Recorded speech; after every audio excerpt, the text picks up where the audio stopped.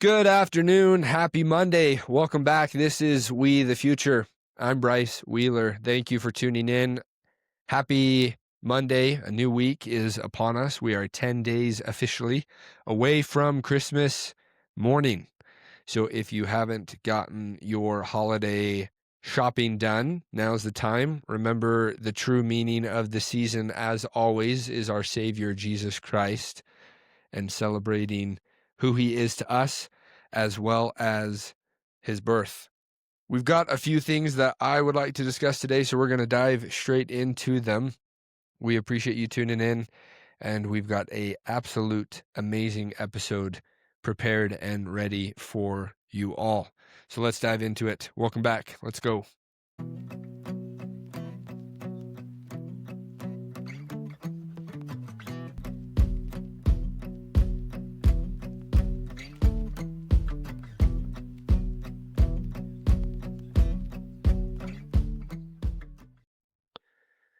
All right, well, as Mondays typically are, they're usually a little more calm, getting back into the week, the groove, and the many things that you have to do, whether it's work or school or other things. Today feels especially heavy as a day, not just because it's a Monday, but because of some events that took place over the weekend. We not only had the gunman attack at Bondi Beach in Australia, but we had the Brown University shooting take place. Just this morning, it was announced that famous actor and Hollywood director Rob Reiner and his wife Michelle were stabbed to death, allegedly by their son, as well as the government just announced that there was a thwarted terrorist attack that was going to take place New Year's Eve in Los Angeles, California. So overall, just heavy news, right? Nobody likes to wake up on a Monday and find themselves amongst news stories or news articles that are as disappointing, sad, and just extremely heartbreaking. But that's kind of how we find ourselves today. A couple thoughts that I had overall about these events. First and foremost, horrific events nonetheless, and events that hit kind of close to home for me.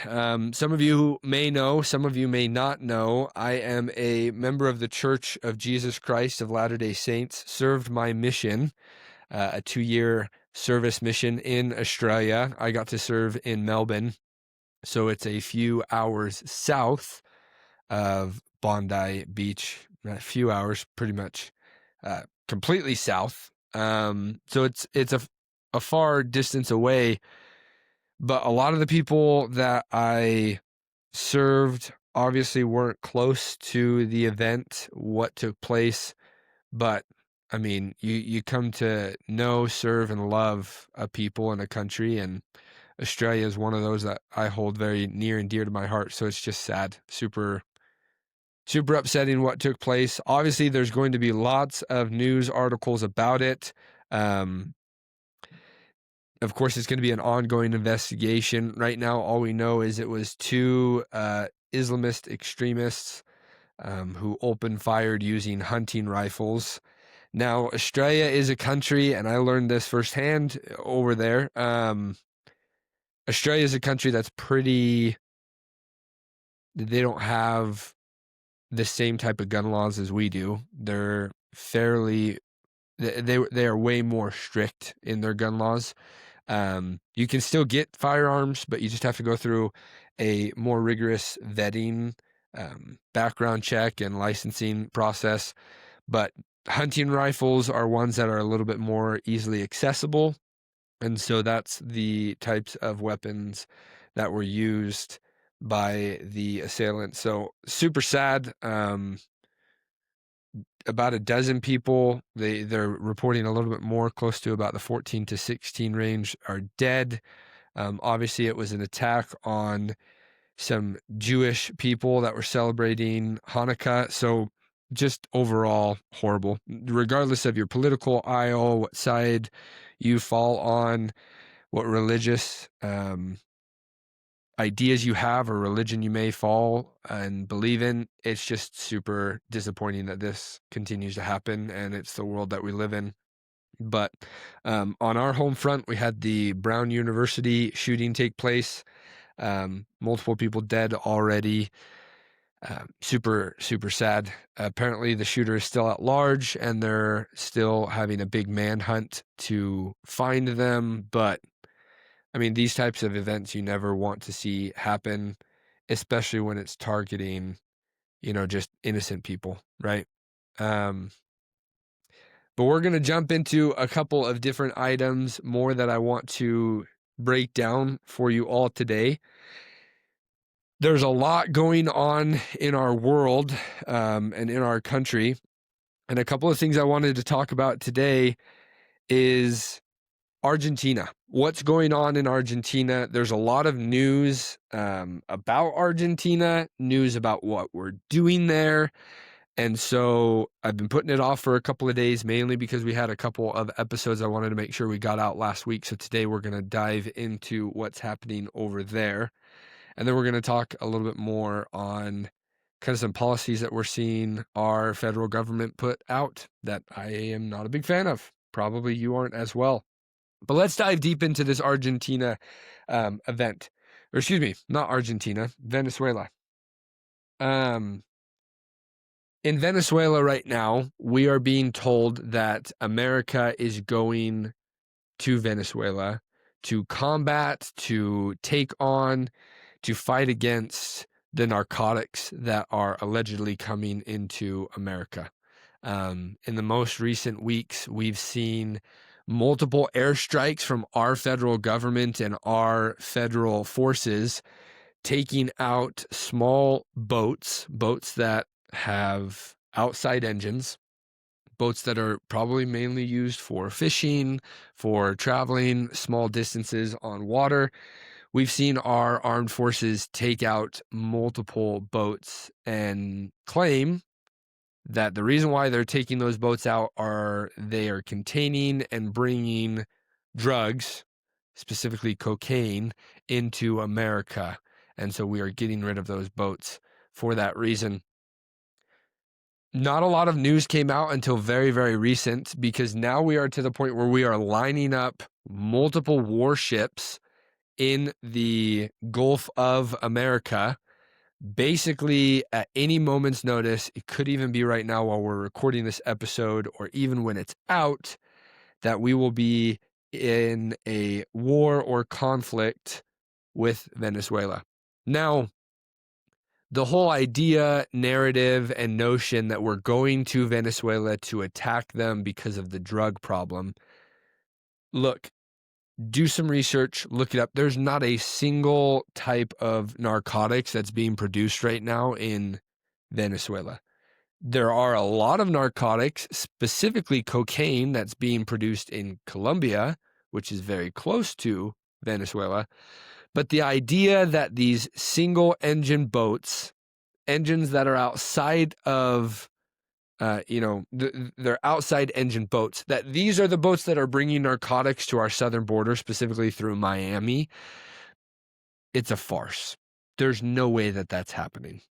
And if you look at it from any standpoint, logical standpoint, factional standpoint, it doesn't make any sense whatsoever that these engines, these boats with these small engines are able to transport these drugs from Venezuela all the way to Miami.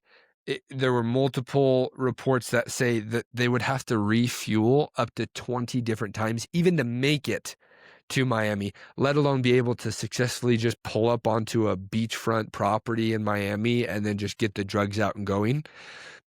So I have a very hard problem with this, and I have a very big problem with this.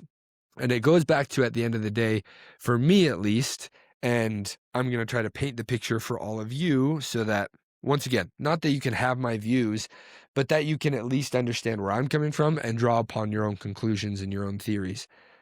I'm upset right now with the Trump administration, with Pete Hegseth for their idea and notion that we need to be fighting these conflicts. There is no reason why we should be sending troops to Venezuela to take over and to make sure that there's no narcotics that are being smuggled into our country. If you're wanting to protect the American people from narcotics, thank you. We appreciate it. I think that's exactly what you should be doing. Let's militarize the southern border, because where are these drugs going to be coming through?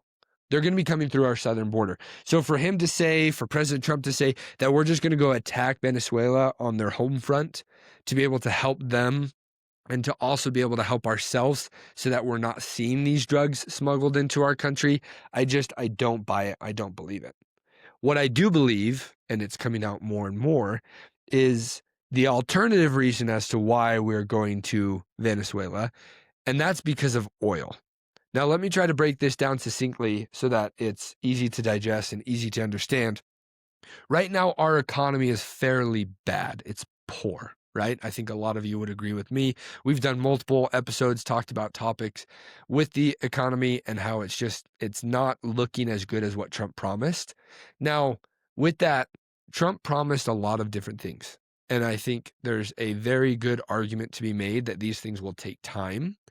But Trump, one of the promises that he made is that we would see an economic upturn from day one. It wasn't promised to us that he would give us our first year. It would be a little bit, shaky, uncharted waters, and then we would see an economic boom. He kind of promised it from day one. So the bone to pick with Trump and with his policies is you kind of overpromised. You overplayed your hand without even being sat at the poker table and dealt. You can't really promise stuff like that, especially when that's not really how the economy works. What I think is happening right now in Venezuela is this. They are one of the largest producers of heavy oil. You've got multiple types of heavy oil, and we have heavy oil refineries in our southern states, mainly Texas. But yet what we're finding is we are finding less and less heavy oil. We're finding the lighter versions of the oil. And so Venezuela, their oil reserve is over 303 billion barrels of specific heavy oil. So I believe, and it even has come out now, Trump last week took over an oil rig, an oil tanker, one of Venezuela's oil tankers. And when asked why that happened, when asked by people, by the press corps, what are you doing? Why is this taking place? He never gave a succinct answer. He just basically said, well, it'll come out as to why we were taking over that oil rig. And I showed the videos of it last time on Friday's episode. If you missed it, go back and tune in. The reason it's full-blown attack, right? It's full-blown military. We've got military men and women, full tactical gear, dropping down from helicopters with rope, jumping on the oil rig and completely taking it over. I believe that we are going to Venezuela to be able to take their oil. Now, not really ethical, not really the smartest move that we can make, but we're going there to take the oil so that in some way, shape, or form, it can help our economy. I believe, though, it's just going to help the people that are in that business, mainly the oil business. Now, Trump got hundreds of millions of dollars in terms of donations from oil companies during his last presidential campaign. So this shouldn't be anything that's surprising to us. What it should be to you, it should be surprising that once again, we're being completely left out as to what our government is doing, what our country is doing, why the hell we're even in these types of conflicts or in these types of situations. We have troops stationed all over the world right now, just waiting for something to happen. And it feels extremely heavy right now, and it feels like something's about to take place where, call it a false flag attack, call it, a horrific bombing that just happens to take out a couple of U.S. troops, and then we're back into full-fledged war mode again. Just take us back to the 2000s when it's the Bush administration and we're in an endless war, whether it's in the Middle East or down in South America. I don't like the look of what's happening right now. So I believe that that's what we're going to see. We're trying to take oil to therefore help our economy, but I think that this goes way deeper than that. And I think it goes way deeper than that because there are multiple things that are in Venezuela or aren't in Venezuela that our country and other countries would like to see.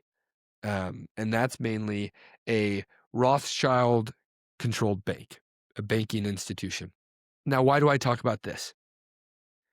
If you're ever going to bring about any major change in an economy, if you're ever going to usher in new policies or new ideas that can readily be accepted and put into place to change specific things in an economy, you don't do that when the economy is flourishing. You do it when the economy is in trouble.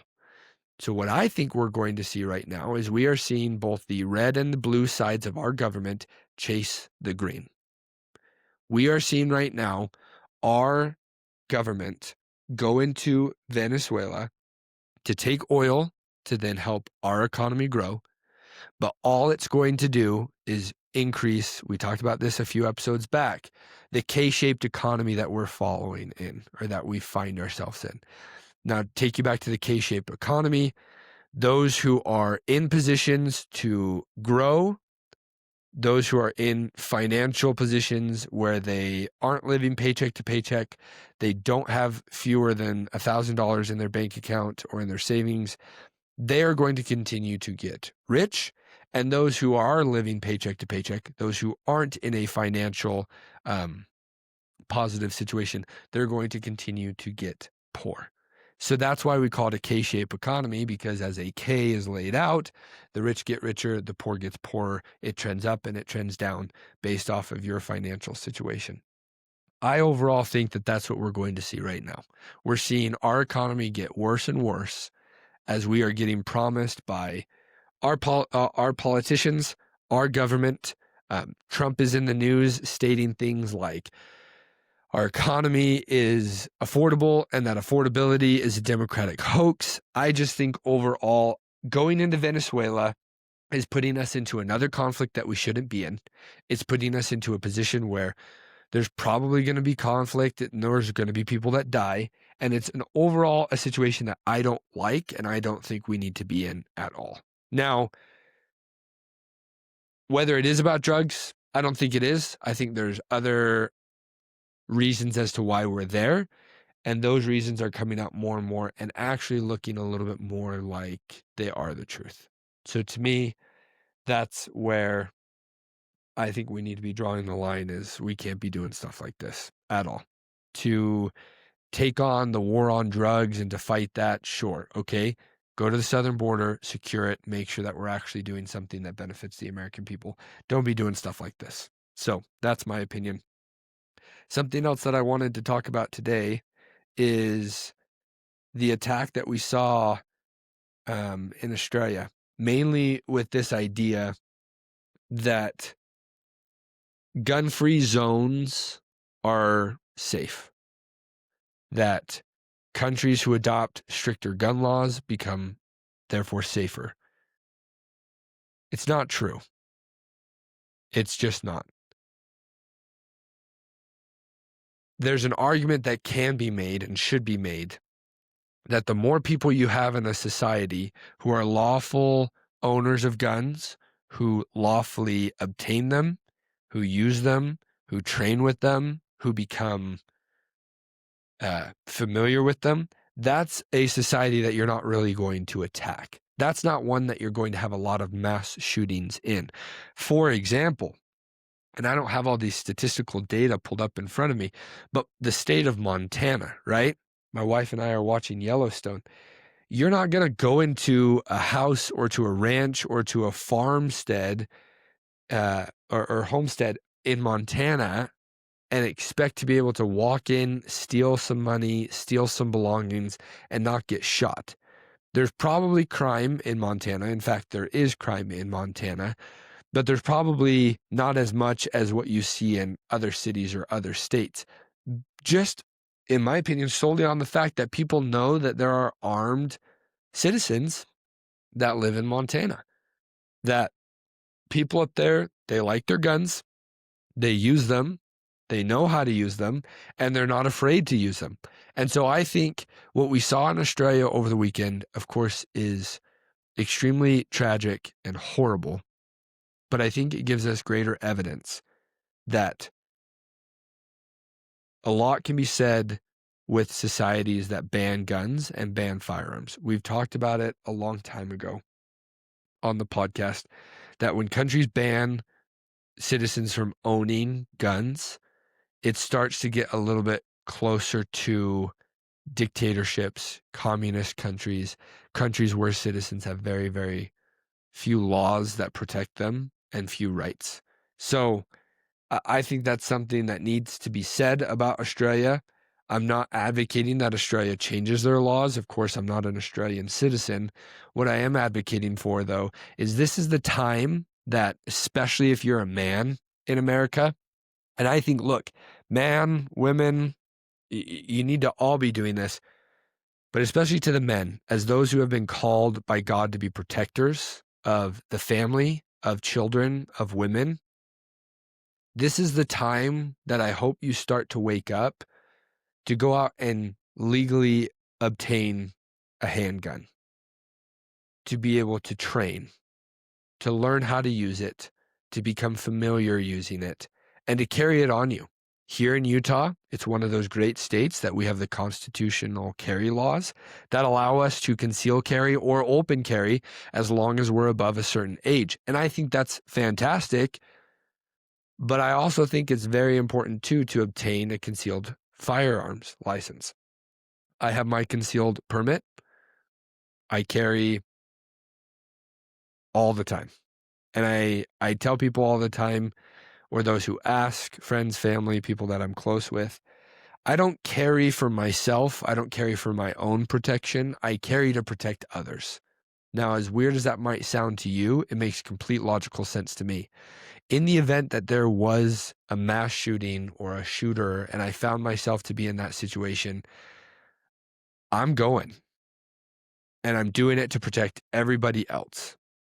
I'm fine if I take on the fire. I'm fine if I draw the fire to me. I think it's extremely important that I protect those in the community around me. So if you're a guy out there and you're listening to this, if you're somebody who you feel like you need to be a little bit more protected and armed in our society, get a firearm. If you don't feel comfortable with that, there's plenty of other options, right? There's the Byrna launcher, which is a little pepper ball gas. Looks like a gun, doesn't classify as a gun or firearm. You don't need any specific license to get it. Go out and get one of those. Get something that can incapacitate somebody to the degree that you can escape and get to a safer place. I just think right now is the time that we're seeing. We have to be way more aware of our surroundings, but we have to be way more armed and ready for situations like this to happen, especially here in America when we don't know what could be happening. We have news constantly that there are people who are out there wanting to attack us. We even saw over the weekend that the FBI thwarted the attack that was supposed to happen or supposedly happening New Year's Eve in LA.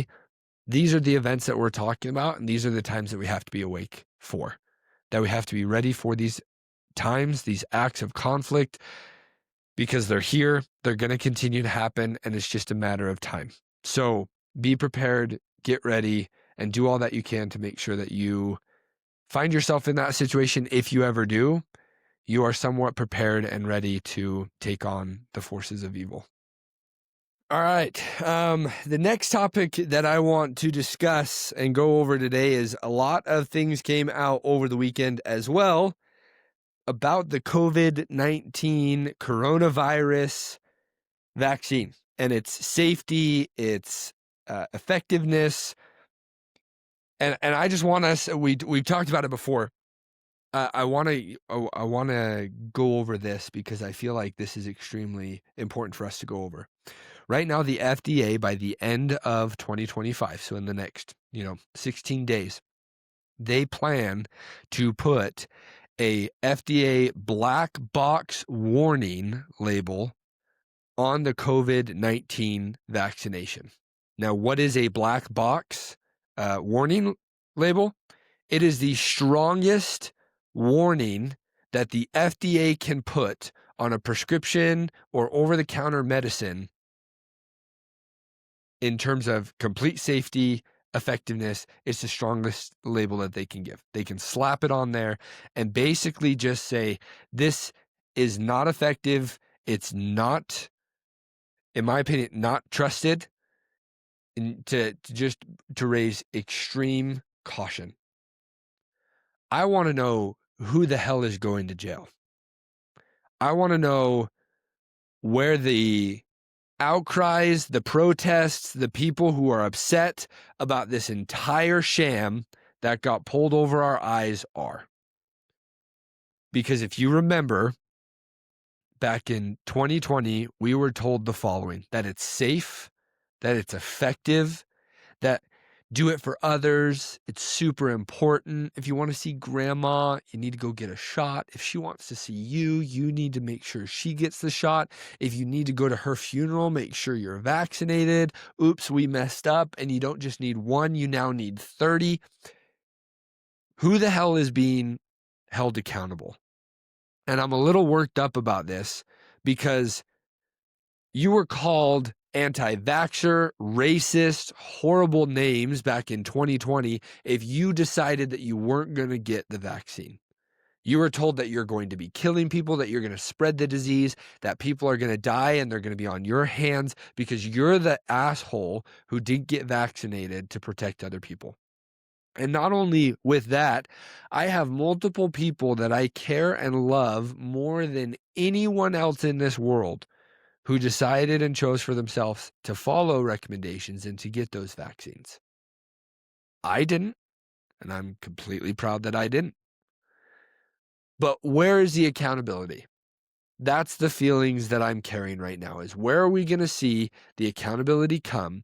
And are we ever going to get anybody who is held to the arm of justice to be able to go through the process, to be able to indict them, to find them guilty, and to throw them in jail for the rest of their lives? Or hell, better yet, why don't we just make them get a bunch of COVID-19 vaccines until their hearts explode?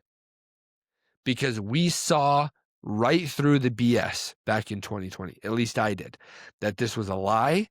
And when we asked, how can this be true? How can it be safe? You've never tested it. It just came out. It's experimental. We just were told, well, trust us. Don't be an anti-vaxxer racist. Just move along with the plan.